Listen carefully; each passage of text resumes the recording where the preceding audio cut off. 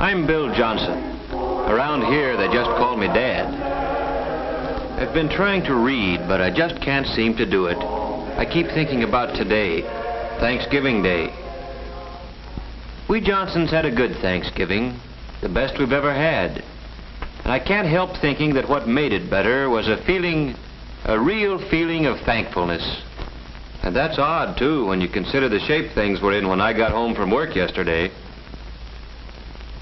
Kids, Dick and Tommy and Susan, were all home from school. And of course, Mother and the baby were there. As kids will, mine were living tomorrow right along with today, looking forward to Thanksgiving.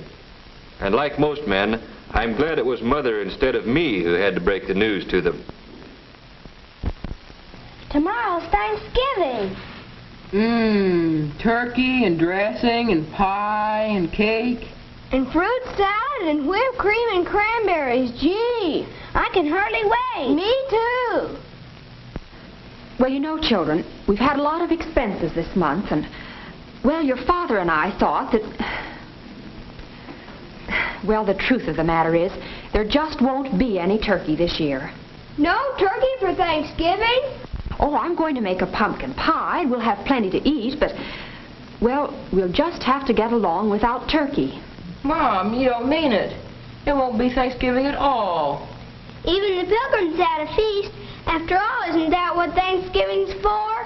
I don't think it's fair. And it was right there that I came in, right in the thick of it. Hello, everybody. Hi, Pop. Hello, Mother, Dick, Susan. Well, what's been going on around here? What's the matter with everybody, anyway? Mom says we're not going to have any Thanksgiving. No turkey, no good thing. A fat lot we're going to have to be thankful for. Oh, I don't think you kids really mean that. We do, too. We've always had turkey for Thanksgiving. Yes, and everybody else in the block's going to have it this year. Same as always. Yes, we've always had turkey, just as a lot of Americans have had it, and we'll keep on having it. Turkey on Thanksgiving's a great American tradition. But what you kids are saying makes it sound as if the turkey's the only thing we had to be thankful for. Well, gee whiz, no, Dad. It's not that at all. Oh, I know, Dick. With turkey, it's easy to lose sight of what Thanksgiving really means. And don't think we're just making excuses because we don't have any turkey this year. We know it'll mean a lot more to us the next time we do have it. Well, sure. Suppose we don't have a bang-up feast. We're still a lot better off than the Pilgrims. That's it, Dick.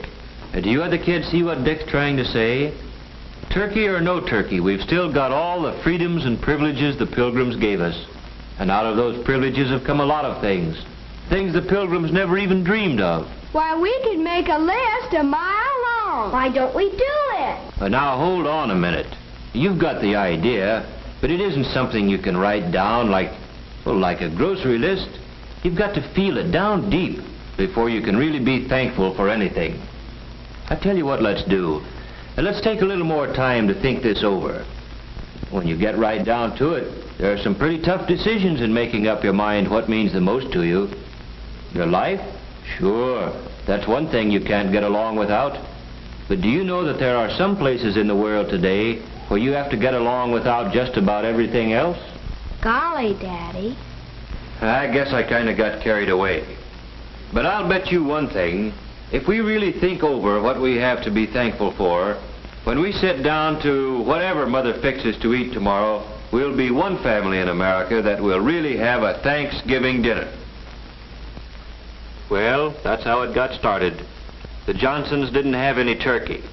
And the kids, no, I mean everybody, likes to make something special out of a special day. So we fell back on something as old as the Pilgrims, toting up the common, ordinary blessings that we had to be thankful for. That night, I'd see Dick there building his model airplane, and Susan just playing. Only they weren't just playing. They were mulling things over, thinking big thoughts for such young heads.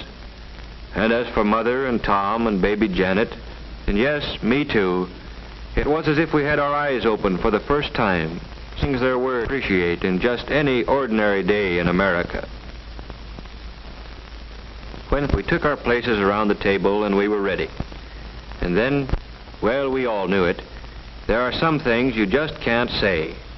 But everybody in his own way knew what he had to be thankful for, and that this was the time to think about it.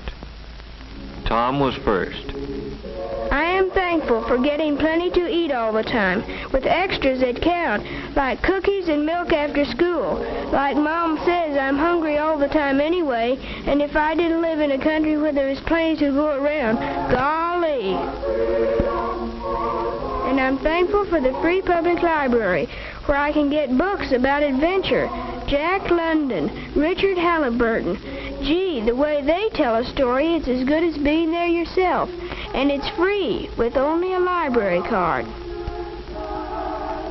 Yes, Tommy thought about some of the things he ought to be glad for all the time. And somehow turkey and trimming seemed to matter a whole lot less than he thought they did yesterday. Well, then it was Susan's turn. Susan's a happy-go-lucky kid. You'd never credit her with thinking beyond her dolls, but she got right into the spirit of it. I am thankful we have what we need to wear. Though Mother says it's hard to keep up with us, we grow so fast. I never thought before how many clothes it takes for all kinds of weather, or how it would be to have to do without the right ones. I'm glad to be able to go to Sunday school, or go to any church I want, any Sunday. I'm thankful for my mother and daddy, that they are here with us, that both of them aren't too worried about things to take time to have fun with us. I'm glad we're a family, that families are still important in America. I guess Dick, being the oldest, was having some pretty serious thoughts. I am thankful for being able to get an education, for living where schools, all schools, open their doors to a guy who wants to learn, where school books are studied instead of burned, where a guy is rated by how much he knows, and the community is rated by how well it teaches him. I'm glad I've got a chance to play, batting a ball around once in a while. Stuff like that. I'm glad it's fun, growing up in America. Sure, baby Janet's too young to understand the big word Thanksgiving. She's too little even to tell us the things that make her happy. But we can tell, and maybe she's thinking about them now. Maybe she's thinking about the fun of splashing around in the tub, and about how good it feels to be clean. About playtime with Mother, and the security she feels in Mother's arms. And as for Mother, seems she's always working, cooking, ironing, tending children, daylight to dark. What does she have to be thankful for? I am thankful that my children had the privilege of being born safely and of growing up healthy and strong. I'm thankful that I have the privilege of guiding them as they become useful men and women.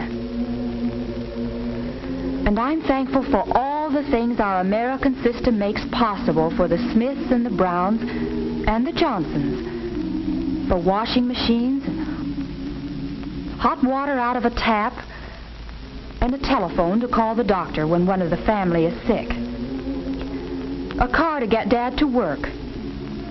Yes, I'm thankful for all the things free people working together can produce. I'm thankful that when my neighbor drops in to borrow a cup of flour, we've got the right to talk about anything we want to. The parent-teacher project, the new mayor, or Jane Jones' hat. And last of all, I'm truly thankful for the peace of mind that Dad's job brings, for knowing that even though there are lots of luxuries we can't afford, there still will always be enough to go around for the things we have to have. I'm glad Dad doesn't work slave hours, that there are evenings and Sundays and vacations when we can all be together. That's Mother for you, grateful for what America means to her family. And now for me. I've got so many things to be thankful for. I'm thankful for this house. It may need a coat of paint, it has a mortgage, but it's ours, a place where we can be together in privacy. And I'm thankful for the thing that makes this house our home, the happiness here, Not just today or on Christmas morning, but on a day-to-day basis all through the year. For knowing that a knock on our door means nothing to fear. A friend calling, or maybe a bill collector, or a kid selling magazines. You never know what to expect. But you can count on one thing. It's not going to be some political gangster coming to drag one of us off to jail because we believe in freedom. And I'm glad that that freedom we've got lets me choose the kind of work I like and can do best. Taking a sluggish motor and making it hum again. Makes me feel that somebody got to his work, or wherever he had to go, just because of me. And feeling like that gives me a lot of satisfaction. And I'm thankful for my newspaper. Just a few cents worth of printer's ink and paper, but more valuable than any amount of money. Because in it, the editor's got the privilege of printing what he thinks. And I've got the privilege of agreeing with him or not, however the facts strike me. And both of us, the editor and I, have the right to act on our opinions on Election Day, to vote for the principles we believe in. And finally, I'm thankful for being able to believe, in spite of everything, that somehow, someway, the unity we've got here in the Johnson family will someday spread to men and nations throughout the world. For all these things, we are truly and humbly thankful. Amen.